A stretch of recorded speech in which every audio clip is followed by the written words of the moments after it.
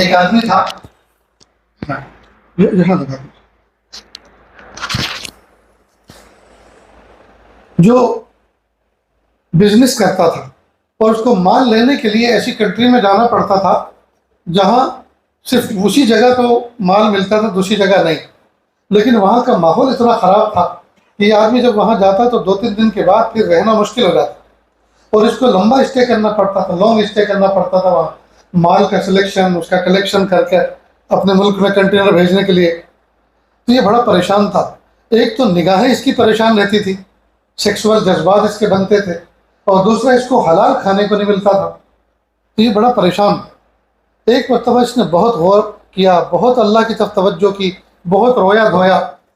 تو اللہ تعالیٰ نے اس کے دل میں بات ڈالی کہ یہ جو 2 نکاح، 3 نکاح، 4 نکاح کی اسلام نے اجازت دی ہے، یہ عیاشی کے لیے تھوڑے دی ہے، وہ ایسے ہی مجبور، ایسے ہی ضرورت مند کے لیے تو دی ہے. تو یہاں ایک نکاح کر لیں، یہاں بیوی کو رکھے، جب آئے گا تو حلال بیوی بھی ملے گی، حلال کھانا بھی ملے گا. تو یہ بڑا خوش ہوا.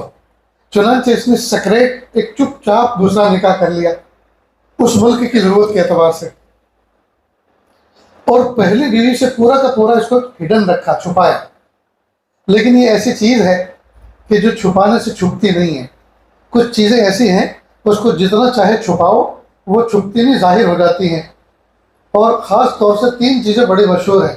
ایک ہے عشق، اور ایک ہے مشک، اور تیسرا ہے کھانسی خشک. یہ 3 چیزیں چھپائی نہیں چھپتی.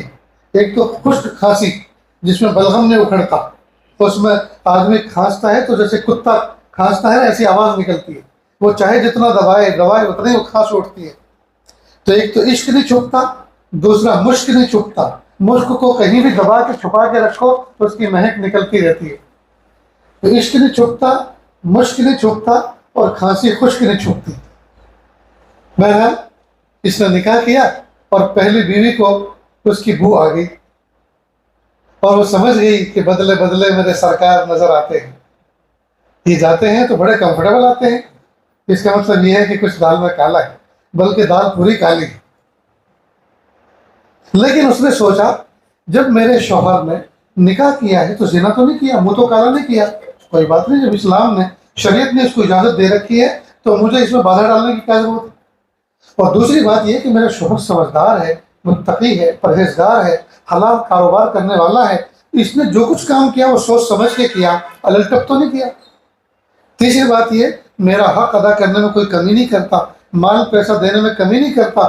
تو جب یہ سارے کے سارے معاملات چل رہے ہیں تو اس کا ہڈن اور اس کا سیکریٹ اوپن کر کے اس کو تکلیف دینے کا کیا فائدہ. اس لیے اس نے بھی ٹھنڈے کے لہجے اس بات کو برداشت کر لیا. اللہ کی شان، ایک لمبی مدت کے بعد اس کے شوہر کا انتقال ہو گیا. اولاد نہ پہلی عورت سے تھی اور نہ دوسری عورت سے تھی، اور انتقال ہوا پہلی عورت کے گھر میں. جب اس کے انتقال ہو گیا، دفن ودھی مکمل ہو گئی، تدفین ہو گئی، دوسرے دن اس نے مفتی صاحب کو بلایا اور کہا مفتی صاحب میرے شوہر کی ایک بیوی اور تھی دوسرے ملک میں، اور مجھے کنفرم پکا پتہ ہے. اب اولاد تو کوئی ہے نہیں، وہ اتنا کیش چھوڑ کر گئے ہیں، اتنی پراپرٹی چھوڑ کے گئے ہیں، اب اس کو کیسے تقسیم کیا جائے دونوں کے درمیان. تو انہوں نے ترتیب بتا دی. اس میں جو چیز نہیں بھیجی جا سکتی تھی، غیر منقولہ تھی، اس کی قیمت بنا کر اس کا ہاف کیا، اور جو کیش تھا اس کا ہاف کر کے، جویلری اس کا ہاف کر کے ایک بیگ پیک کیا، اور ایک امانت دار شخص کو ہائر کیا اور کہا کہ میرے شوہر کی ایک دوسری بیوی میری سوتن فلاں ملک میں رہتی ہے، اگر آپ امانت داری کے ساتھ میری اس امانت کو اس تک پہنچا دو اور وہاں سے آپ پہنچ بھی لے کر آؤ، اس کا لکھان بھی لے کر آؤ، تو میں آپ کو اتنا اتنا دوں گی. وہ تیار ہو گیا. اب یہ گیا، اس ملک میں پہنچا، دروازے پہ دستک دی. جب دروازے پہ دستک دی تو اس نے پوچھا کون؟ کہ میں ایک پردیسی ہوں اور ایک دکھ بھری خبر لے کر آیا ہوں. کہ وہ کیا؟ کہ آپ کے شوہر کا انتقال ہو گیا. انا للہ و انا الیہ راجعون. کہ آپ کی سوتن نے، آپ کے شوہر کی پہلی بیوی نے یہ بیگ بھیجا ہے، یہ پورا جویلری اور کیش سے بھرا ہوا ہے، اور وہ ان کے انتقال کے بعد جو آپ کا حصہ بنتا تھا، آپ کی سوتن نے آپ کو سلام بھی کہا ہے، اور یہ آپ کی امانت بھیجی ہے، اور آپ ایک پہنچ لکھ کر مجھے دے دیں تاکہ میں ان کو پہنچا دوں. وہ خیر خوب روئی. رونے کے بعد کہا اس نیک بخت خاتون کو میرا سلام کہنا. دیکھو پہلی نے بھی سلام بھیجا اور دوسری کیا کہہ رہی ہے؟ اس نیک بخت خاتون کو میرا سلام کہنا. اور آج کی ہوتی تو کیا کہتی؟ تو ڈاکن کو میرا سلام کہنا. وہ پی گئی میرے شوہر کو، کھا گئی، نگل گئی میرے شوہر کو. جی اس نیک بخت خاتون کو میرا سلام کہنا. اور یوں کہنا کہ میرے شوہر جب لاسٹ ٹائم یہاں آئے تھے تو ان کو کچھ ایسا فیل ہو رہا تھا کہ شاید میری عمر میں اب برکت نہیں ہے، میری عمر جو ہے اب زیادہ نہیں ہے، لہٰذا وہ جاتے وقت مجھے کافی سارا مال پیسہ بھی دے کر گئے اور چلتے ہوئے ایک طلاق میں دے کر گئے، اور یہ کہہ کر گئے کہ دیکھو زندگی میں پتہ نہیں پھر ملاقات ہو نہ ہو، بقیہ زندگی تم کسی کے سہارے گزار لینا، تو میں تمہیں آزاد کرتا ہوں. لہٰذا جس وقت ان کا انتقال ہوا میں ان کے نکاح میں نہیں تھی، جب نکاح میں نہیں تھی تو اس مال میں میرا حصہ نہیں لگتا، اس کو واپس کرتا. اگر پہلے والی نہ بھیجتی تو کوئی پوچھنے والا تھا؟ اس نے تو بتایا تک نہیں تھا پہلی بیوی کو. اور دوسرے والی اگر اس کو ریسیو کر لیتی تو کوئی ہاتھ پکڑنے والا تھا؟ لیکن چونکہ دونوں کا دل متقی تھا، دونوں اس بات کو جانتی تھی کہ کوئی نہیں دیکھ رہا، کسی کو کچھ پتہ نہیں، لیکن اللہ کو تو سب کچھ پتہ ہے. اگر اس مال کو استعمال کر لیا جائے تو کتنے دن چلے گا، آخرت میں کیا جواب دیں گے؟ میرے بھائیوں، جب ہم تقوی والی زندگی اختیار کریں گے، اسلام کے پورے احکام پر عمل کریں گے، پھر دیکھیے ہماری زندگی میں کیسی برکتیں آتی.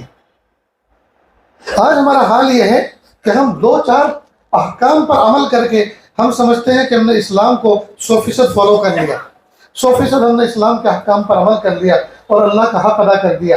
اب باقی زندگی ہم چاہے جو کھائیں، چاہے جو پئیں، چاہے جو بولیں، چاہے جو کریں، وہ باقی ہماری مرضی.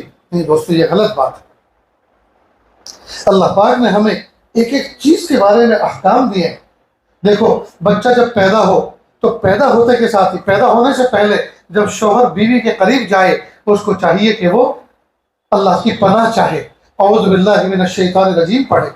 جب رات کے وقت دروازہ بند کرے تو بسم اللہ کہہ کے دروازہ بند کرے، اس لیے کہ جب بسم اللہ کہہ کے دروازہ بند کرتا ہے شیطان ابلیس گھر کے باہر رہ جاتا ہے اور کہتا ہے ہائے مالک نے بسم اللہ کہہ کے دروازہ بند کیا، نہ مجھے یہاں رات گزارنے کا موقع ملے گا اور نہ مجھے یہاں کھانے کو کچھ ملے گا.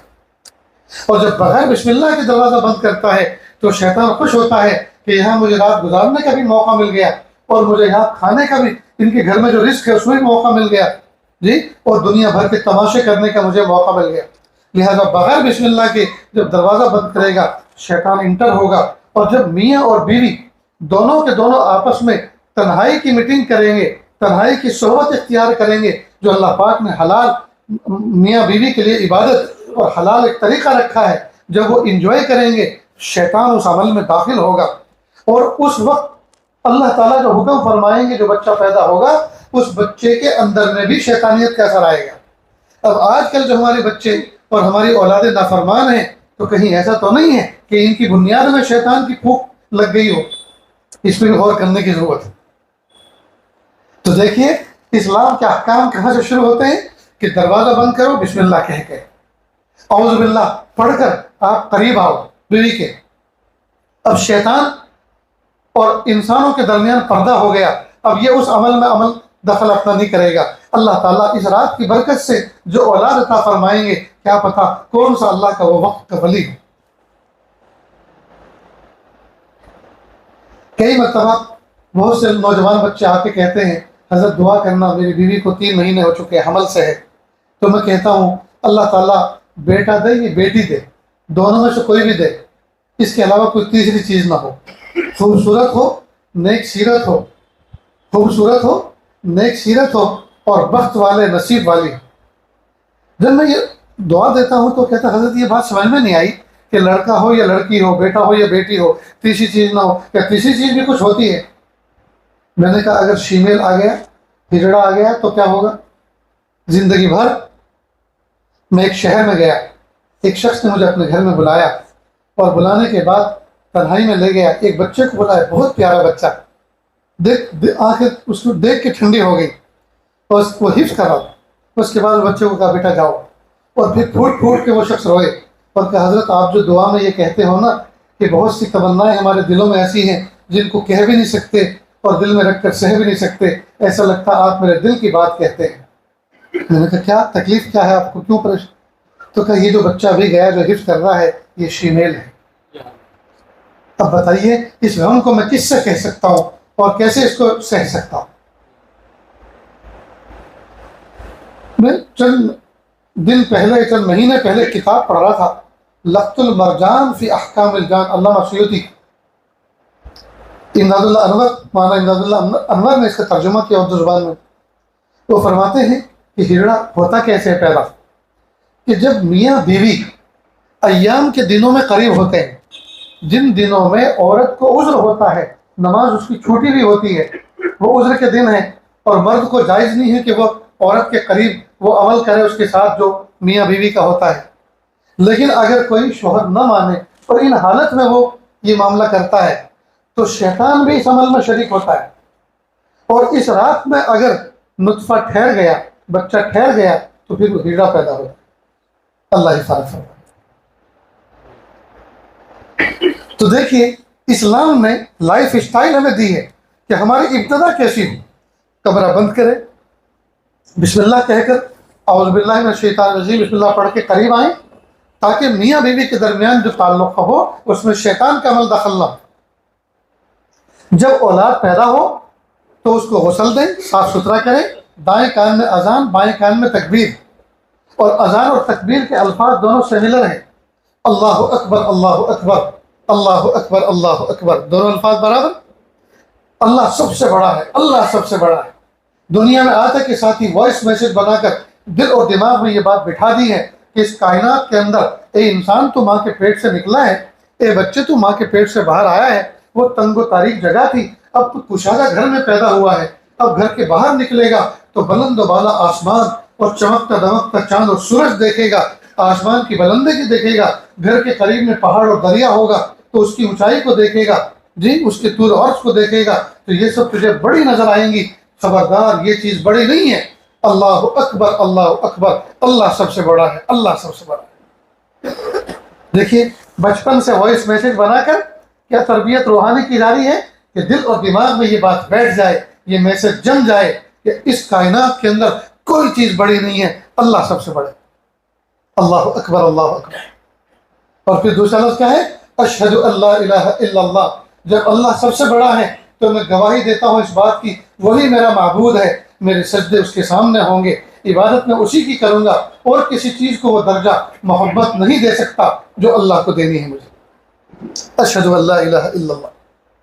اور پھر کیا ہے؟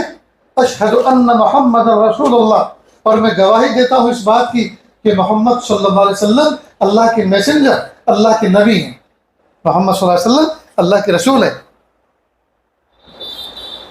اب جب یہاں تک اقرار کر لیا، اب آگے اعمال کی دعوت ہے، تو اس اذان میں سب سے پہلے توحید ہے، اس کے بعد رسالت ہے، اس کے بعد پھر اعمال کی دعوت ہے، اور کوئی بھی دعوت اس وقت تک کامیاب نہیں جب تک کہ اس میں توحید اور رسالت اور اعمال نہ ہو۔ لہذا حی علی الصلاۃ، آ جاؤ نماز کی طرف، آ جاؤ نماز کی طرف۔ جب اللہ کو بڑا مان لیا، اللہ کو معبود مان لیا، اللہ کے نبی کو اللہ کا رسول اور میسنجر اور پیغمبر مان لیا، تو اللہ نے اسی نبی کے ذریعے سے جو نماز کی دعوت پہنچائی ہے اس کو بھی مان لو، اس کو بھی سویکار کر لو۔ حی علی الصلاۃ، آ جاؤ نماز کی طرف۔ نماز تو پڑھیں گے لیکن ملے گا کیا؟ اپن تو بزنس مین لوگ ہیں نا، اپن سے مراد میں نہیں، آپ سب۔ اور تجارت تو سنت ہے، بزنس کوئی بری چیز تھوڑی ہے، تو خیر ملے گا کیا؟ ملے گا کیا؟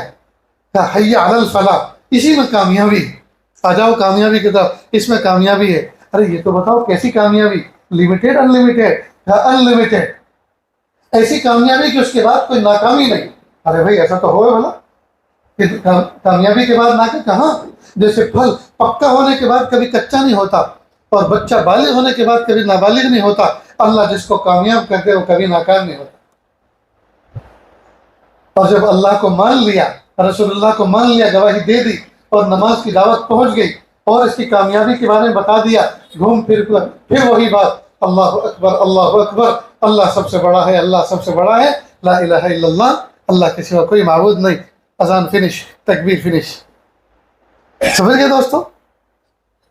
اب جس بچے کی گروتھ اس طرح کی ہو کہ اس کی بنیاد جب پڑی تو اس وقت بھی اللہ کا نام، بسم اللہ اور سنت کا خیال، اعوذ باللہ، شیطان سے بچانے کی اس کی کوشش، اور جب دنیا میں آیا تو دائیں اور بائیں کان میں ایسے بھاری بھرکم میسج اس کے اندر ڈال دیے گئے ہیں جس میں اس کا ایمان بن رہا ہے جی۔ اب دوسرا حکم یہ آتا ہے ماں کے لیے، اب اس کو دودھ پلاؤ، اور دیکھو خیال رکھنا بسم اللہ کہہ کے پلانا۔ تو جو ماں اپنے بچے کو بسم اللہ کہہ کے دودھ پلاتی ہے اور یہ نیت کرتی ہے، میرے پیارے اللہ میرے دودھ کے ایک ایک قطرے کے بدلے میرے بچے کو علم و معرفت کا دریا عطا فرما، علم و معرفت کا دریا عطا فرما، یہ بچہ بسم اللہ کے بعد، اور بلکہ اگر ماں وضو کا بھی اہتمام کر لے تو سبحان اللہ، نور اللہ نور، تیمم کا اہتمام کر لے تو نور اللہ نور۔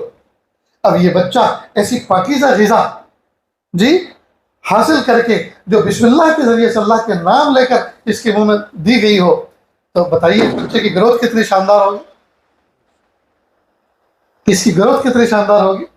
پھر ماں کے لیے یہ حکم ہے کہ بچہ جب کچھ بولنے کی کوشش کرے تو اس کو یہ کہو بیٹا اللہ ایک ہے، کہو اللہ ایک ہے، اللہ اللہ اللہ، اور یہ بچہ کچھ نہیں بولے گا شروع میں، بس سراپا سنے گا سنے گا سنے گا، اور پھر جب یہ اللہ بولنا شروع کرے گا تو اتنا بولے گا کہ ماں کہ بیٹا میں ذرا کچھ اور کام کرنا ہے، بیٹا آہستہ بولو، کیوں؟ اس لیے کہ اس کو رٹ لگ جائے گی اس کی۔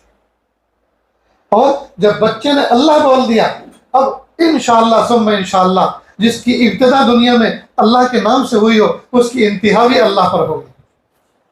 ومن كان آخر كلامه لا الہ الا اللہ دخل الجنہ، اور جس کا آخری کلام اللہ کا لفظ ہو، اللہ کا کلمہ ہو، وہ جنت میں داخل ہو۔ تو دیکھیے دوستو کتنی بہترین فنکشن ہے، کتنا شاندار طرز حیات ہے، سسٹم کتنا بہترین اسلام کا جی، کہ بچہ اس طرح سے، پھر اس کے دائیں کان میں اذان اور بائیں کان میں تکبیر کہی، بسم اللہ کہہ کے پلایا گیا، 7ویں دن اس کا ولیمہ کیا گیا، کیا کہتے ہیں عقیقہ، اور عقیقہ کرنے پر بچے کے اوپر جو کچھ اللہ والا ہوتی ہے اللہ تعالیٰ اس کو ٹال دیتے ہیں، اللہ اس کو ٹال دیتے ہیں۔ اور اب اس بچے کی تربیت ایسی کرو کہ یہ بچہ اللہ کہنے والا بنے۔ جب اس انداز کا کی تربیت ہوگی یہ بچہ آگے چل کر ماں باپ کی آنکھوں کی ٹھنڈک بنے گا۔ آج ہمارا حال یہ ہے میوزک سنا سنا کے بچوں کو سلاتے ہیں، میوزک سنا سنا کے بچے کو بہلاتے ہیں اور چپ کرتے ہیں۔ بتائیے وہ بچہ اور بچی وہ تھوڑا بڑا ہونے کے بعد ڈانس نہیں کرے گا تو اور کیا کرے گا؟ وہ سنگر نہیں بنے گا تو اور کیا بنے گا؟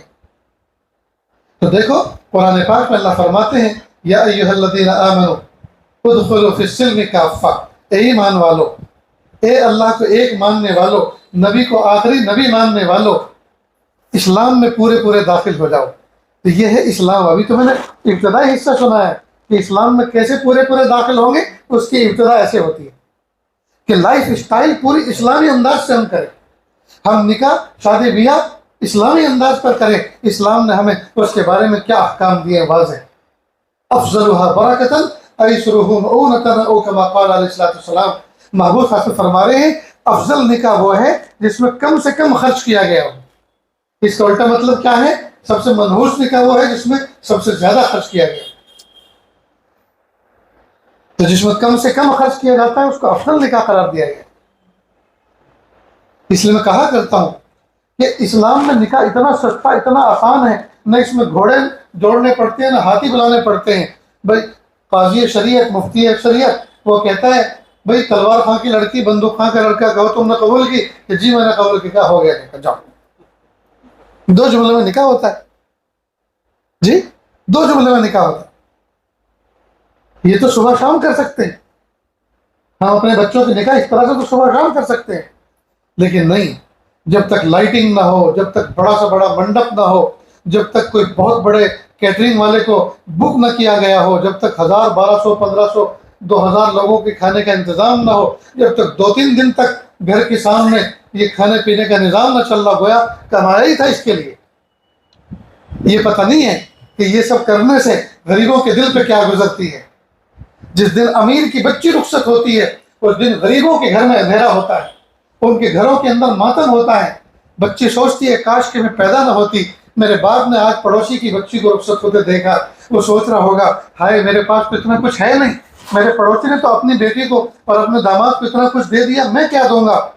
تو وہ بیٹی سوچتی ہے اللہ آج کی رات میری موت آ جائے تو بہتر ہے, تاکہ میرے باپ کا بوجھ ہلکا ہو جائے, اس کو پریشانی نہ اٹھانی پڑے.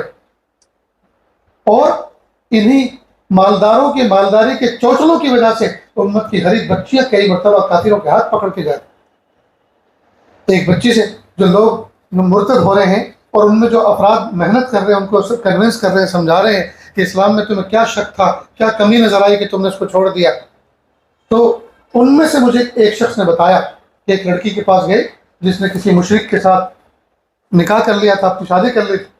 کہ بہن یہ بتاؤ کہ اسلام میں تمہیں کیا ڈاؤٹ تھا جس کی وجہ سے تم نے اسلام کو چھوڑا اور کفر اختیار کیا. اس نے کہا کہ اسلام میں کوئی شک نہیں, اسلام میں کوئی شک نہیں. پھر کہا مجھے 90 سے 95 لڑکوں نے دیکھا اور ریجیکٹ کیا, تو مجھے یہ احساس ہو رہا تھا کہ میں دنیا کی کوئی چڑیل ہوں, کوئی ایسی بدصورت ہوں کہ مجھے کوئی پسند کرنے والا نہیں.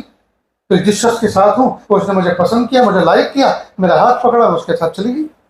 اب آخرت میں جو کچھ ہوگا دیکھا جائے گا, لیکن میری دنیا تو اچھی گزرے گی. میں نوجوان بچوں کو کہتا ہوں, پیارے نوجوانوں, جب تمہیں گناہ کرنا ہوتا ہے تو اندھی ہو چلے گی, لنگڑی ہو چلے گی, کالی ہو چلے گی, گوری ہو چلے گی, یہاں تک کہ سوئی پر ہو چلے گی, کچرا چننے والی ہوگی چلے گی. جب زنا کرنا ہو اور بدکاری کرنا ہو تو سب چلے گی. اور جب نکاح کرنا ہو تو میجر ٹیپ لے کے نکلتے ہیں, ناک ایسی ہو, فنگر ایسی ہو, ہتھیلی ایسی ہو, سینہ ایسا ہو, ہپ ایسے ہو, پیر ایسے ہو. ذرا سوچے تو صحیح, تمہاری سگی بہن کے بارے میں اگر کوئی اس طرح میجر ٹیپ لے کے نکلے اور ریجیکٹ کر کے جائے تو کیا گزرے گی ماں باپ پر, اور کیا گزرے گی تجھ بھائی پر کہ میری بہن کو کوئی ناپسند کر کے گیا. اور کل تیرے بھی بیٹی ہونے والی ہے, کل تیرے بھی یہاں بچی پیدا ہوگی اور ان کو ریجیکٹ کرے گا تو کس کونے میں جا کے گھر میں منہ چھپا کے روئے گا. کیا پیدا تو نے کیا اپنی بیٹی کو, یہ اللہ نے تیرے یہاں بھیجا ہے, اور جس اللہ نے بھیجا ہے تو جو ڈیزائن جو کچھ بنایا اس کا بنایا ہوا ہے, تیرا خود کا چوائس کیا ہوا ہے. تو جب انسانوں کے ہاتھوں میں اپنے آپ کو موڈیفائی کرنا ہے نہیں, تو جس اللہ نے دیا ہے جیسا دیا اس کو قبول کرنا چاہیے. ایک بزرگ تھے, رنگ کے ذرا کالے, ہونٹ موٹے, ناک چپٹی, یعنی حسن کی تعریف کے اندر ان کی شکل صورت وہ فٹ نہیں ہوتی تھی. تو ایک نوجوان نے دیکھا, دیکھ کے یوں ہنسا, وہ سمجھ گیا کہ میری صورت کو دیکھ کر یہ ہنسنے لگا ہے. فوراً کا بیٹا کس پر ہنس رہے ہو, کمہار پر یا برتن پر؟ یعنی میرا بنانے والا کمہار وہ تو اللہ ہے اور میں اس کا بنایا ہوا برتن ہوں, تو تم کس بات پہ ہنس رہے ہو, اللہ کی کاریگری پہ ہنس رہے ہو یا برتن کی بناوٹ پہ ہنس رہے ہو؟ اور دونوں چیزیں خطرناک. اگر ہم انسان اللہ کی بناوٹ پہ ہنسیں تو بھی ہمارے لیے ڈینجر معاملہ ہے, اور ہم اللہ کے فیصلے پہ ہنسیں تو بھی ہمارے لیے ڈینجر معاملہ ہے. پیارے نوجوان بچوں, ہرگز رنگ و روپ پہ مت جاؤ. دیکھو اگر سیکسول جذبات صرف گوروں کو اور گوری کو دیکھ کر جو ہے ایکٹیو ہوتے تو افریقہ میں ایک کے بھی بچہ نہ پیدا ہوتا. میں ذرا نوجوان بچوں سے کھل کے ایک بات کہہ رہا ہوں, سیکسول جذبات اگر گوری چٹی چمڑی کو دیکھ کر ہی ایکٹیو ہوتے تو افریقہ میں ایک کے یہاں بھی بچہ نہ پیدا ہوتا, کیونکہ وہ تو کالے ہیں, تو ان کے یہاں تو کچھ ایکٹیویٹی اس طرح لائن کی ہونی نہیں چاہیے تھی, لیکن ہو رہے ہیں اور ڈھیر سارے ہو رہے ہیں. معلوم ہوا اللہ تعالیٰ نے سیکسول جذبات کا ایک طوفان رکھا ہے. جب وہ جذبات ایکٹیو ہوتے ہیں پھر آندھی اندھیرا سب ایک ہو جاتا ہے. پھر کالے گورے کو نہیں دیکھتا, پھر لنگڑے لولے کو نہیں دیکھتا, پھر تو اپنے جذبات کو اس کو پورا کرنا ہے. اللہ نے یہ جذبہ رکھا اس لیے ہے ایسا تاکہ تمام کے جذبات جو ہے ریلیز ہو جائیں اور تمام کے نکاح وجود میں آ جائیں. اس لیے میرے بھائیوں, رنگ روپ دیکھ کر کبھی بھی فیصلے مت کرو, دین کو دیکھ کر فیصلہ کرو کہ سامنے والا لڑکا سامنے والی لڑکی دیندار ہے کہ نہیں, تقوی والی ہے کہ نہیں. تو اسلام نے نکاح کے بارے میں باقاعدہ سلیبس رکھا, چیپٹر رکھا, کن چیزوں کو فالو کرے. حلال روزی کے بارے میں باقاعدہ سلیبس رکھا, کن کن چیزوں کا خیال رکھنا ہے, کن کن چیزوں کا خیال رکھنا ہے. کسی کو دھوکہ نہیں دینا, جھوٹ نہیں بولنا, کم نہیں تولنا, دکھانا کچھ اور دینا کچھ اور, جی تولنا کچھ اور بولنا کچھ اور, یہ منافقت ہے. اسلام میں اس کی اجازت نہیں ہے. حضرت امام اعظم ابو حنیفہ رحمۃ اللہ علیہ، ان کی کپڑے کی ایک دکان تھی. اپنے سیلس بوائے سے کہا کہ بیٹا میں جا رہا ہوں ذرا گھر، کھانا کھانا بھی ہے، کچھ آرام بھی کر کے آنا ہے، تو دیکھو آپ کو تو پتہ ہے کس کپڑے کی کیا قیمت ہے، اسی کے حساب سے بیچنا ہے. البتہ یہ جو ٹانکا، یہ جو کپڑے کا تھان رکھا ہوا ہے، اس میں ایک عیب ہے. جب کوئی خریدنے والا آئے اور اس کو پسند کرے تو کہہ دینا اس میں ایک عیب ہے اور اس عیب کی وجہ سے اس کی قیمت ہم نے یہ رکھی. خیر جب امام صاحب تشریف لائے، دیکھا وہ ٹانکا بک چکا تھا. پوچھا وہ بک گیا کہ جی بک گیا. عیب بتا دیا تھا، کسٹمر کو عیب بتا دیا تھا تو معاف کرنا اس میں بھول گیا کہ انا للہ. کہا کتنے میں دیا کہ اتنے میں. پرانے زمانے میں کاغذ کی کرنسی نہیں تھی، سونے چاندی کے سکے ہوا کرتے تھے اور ڈھیر سارے ہوتے تھے تو ان کو گن کر کسی تھیلی میں بند کر کے سر بمہر کر دیتے تھے کہ اس میں 100 سکے گنے ہوئے ہیں مثلا. تو اس نے ایک تھیلی اٹھا کے دے دی کہ اس میں نے اس کے بدلے بیچا ہے، یہ لاؤ. اس کی وہ بتاؤ حلیہ بتاؤ کیسا تھا، کہ سانولا سا تھا، لمبا سا تھا، پتلا سا تھا. اور ادھر کو گیا امام صاحب، ادھر کچھ سکے کی تھیلی لے کر جیب میں ادھر چلے. وہ آدمی مل گیا، اس کے ہاتھ میں اٹھا کر کہ بھائی سنو، آپ نے یہ کپڑا خریدا؟ کہ جی ہاں میں نے خریدا. کہ دیکھو جس بچے نے آپ کو بیچا وہ آپ کو بتانا بھول گیا اس کے اندر ایک عیب ہے. اب ظاہری بات ہے کہ اگر وہ عیب آپ کے گھر کھلے گا تو آپ سمجھیں گے مجھے دھوکہ دیا. لہٰذا میں خود بتاتا ہوں، دکان کا مالک میں ہوں، کہ اس میں عیب ہے. اب آپ کی مرضی، آپ لینا چاہیں تو لے لیں اور نہیں تو سودا فسخ کر دیں، سودا کینسل. کا سکے لاؤ، انہوں نے سکے دے دیے. کہا اے امام ابو حنیفہ تم نے امانت داری میں کمال کر دیا، لہٰذا میں بھی اب اپنی دیانت داری دکھاتا ہوں. یہ سکے میں بھی جو اس کو دے کر آیا تھا یہ کھوٹے سکے تھے، اوریجنل نہیں تھے. اب یہ کھوٹے میں لیتا ہوں اور میں اوریجنل سکے آپ کو دیتا ہوں. آپ نے امانت داری کا حق ادا کر دیا، دیانت داری کا حق ادا کر دیا، لہٰذا میرا بھی حق بنتا ہے کہ میں بھی پھر امانت داری کا معاملہ کروں. جب مجھے کسی نے جان بوجھ کے دھوکے میں نہیں دیا تو میں کسی کو جان بوجھ کے کیوں دھوکے میں رکھ کر آؤں. یہ ہے دوستو اسلام. اس کو کہا ادخلوا فی السلم کافہ، اسلام میں پورے پورے داخل ہو جاؤ. ولا تتبعوا خطوات الشیطان، اور شیطان کی اتباع مت کرو. انہ لکم عدو مبین، وہ تمہارا کھلا دشمن. شیطان تمہارا کھلا دشمن ہے. آج کی مبارک رات ہے، شب جمعہ ہے.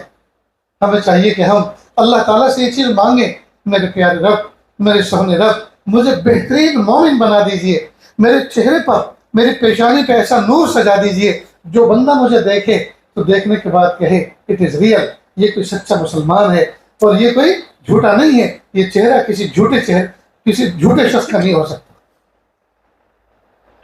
یہ چہرہ کسی جھوٹے شخص کا نہیں ہو سکتا. ہمارے چہرے کو دیکھ کر وہ پہچان جائے. تو ہم اللہ سے مانگیں یہ چیز، اور اپنے معاملات، بزنس، لین دین، معاملہ کو بالکل صاف صاف رکھیں. تو کریں گے نا.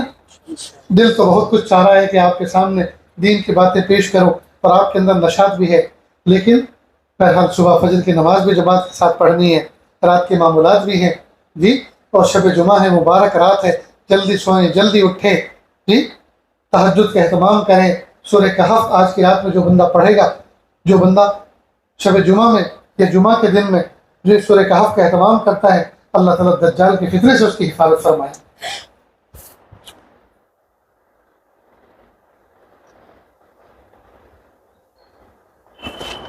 اللہ تعالیٰ سے دعا ہے اللہ تعالیٰ کہنے سننے سے زیادہ عمل کی توفیق عطا فرمائے.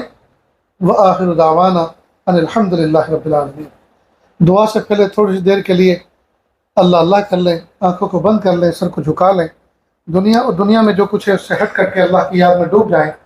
نیت کریں اللہ کی رحمت آ رہی ہے، میرے دل میں سما رہی ہے، میرے دل سے گناہوں کی ظلمت و سیاہی دور ہو رہی ہے. میرا دل کہہ رہا ہے اللہ اللہ اللہ.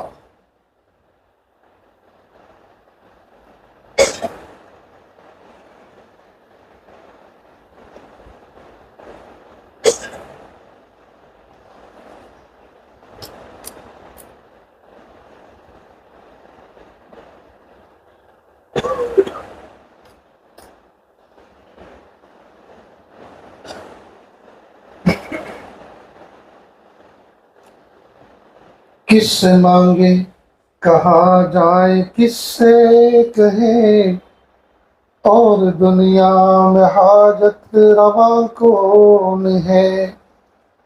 کس سے مانگیں کہاں جائیں کس سے کہیں اور دنیا میں حاجت روا کون ہے؟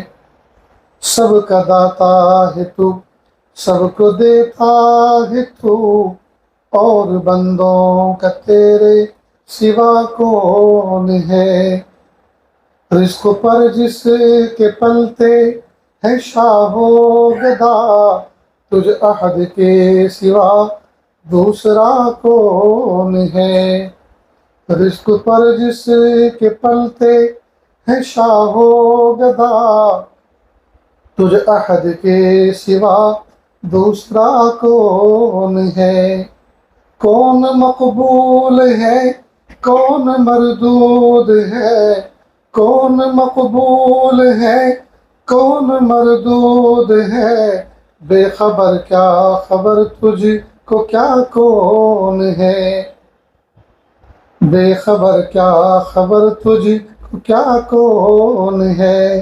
جب تلیں گے عمل سب کے میزان پر، جب تلیں گے عمل سب کے میزان پر، تب کھلے گا کہ کھوٹا کھرا کون ہے؟ جب تلیں گے عمل سب کے میزان پر، تب کھلے گا کہ کھوٹا کھرا کون ہے؟ اے فقیر اس کو تو فضل باری سمجھ، ورنہ تیری طرف دیکھتا کون ہے؟ اے فقیر اس کو تو فضل باری سمجھ، ورنہ تیری طرف دیکھتا کون ہے؟ کس سے مانگے کس سے مانگے کہاں جائیں کس سے کہیں اور دنیا میں حاجت روا کون ہے؟ سب کا داتا ہے تو، سب کو دیتا ہے تو، اور بندوں کا تیرے سوا کون ہے؟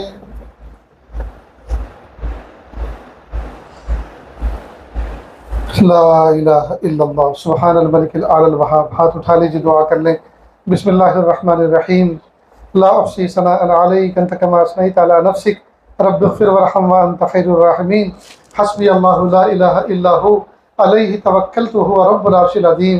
اللہ جی، ہم ظاہر میں آپ کے بندے، حقیقت میں نہایت گندے۔ اللہ ہمارے دلوں کی گندگی کو دور فرما، ہمیں اپنے بندگی کے سلیقہ عطا فرما، شرمندگی والے کاموں سے ہماری حفاظت فرما، برے دن سے، بری بات سے، بری رات سے، برے انجام سے ہماری حفاظت فرما، سوء خاتمہ سے ہماری حفاظت فرما۔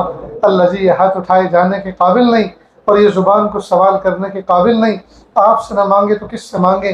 آپ سے سوال نہ کریں تو کس سے سوال کریں؟ ایک کمزور ایک قوی کے دروازے پر، ایک سائل ایک سخی کے دروازے پر، ایک محتاج ایک غنی کے دروازے پر حاضر ہے۔ میرے پیارے اللہ، آپ ہمیں معاف کر دیجئے، معاف کر دیجئے، معاف کر دیجئے۔ اللہ اپنی محبت دے دیجئے، اپنی معرفت دے دیجئے، اپنا قرب دے دیجئے، اپنی ولایت دے دیجئے، مقام احسان دے دیجئے، مقام احسان کا کامل احساس دے دیجئے۔ میرے پیارے اللہ، جس دن ہم اپنی اپنی ماں کی گود میں پیدا ہوئے تھے، اسی دن، اسی لمحے، اسی گھنٹے، اسی رات، پیارے اللہ، لاکھوں انسان دنیا میں پیدا ہوئے۔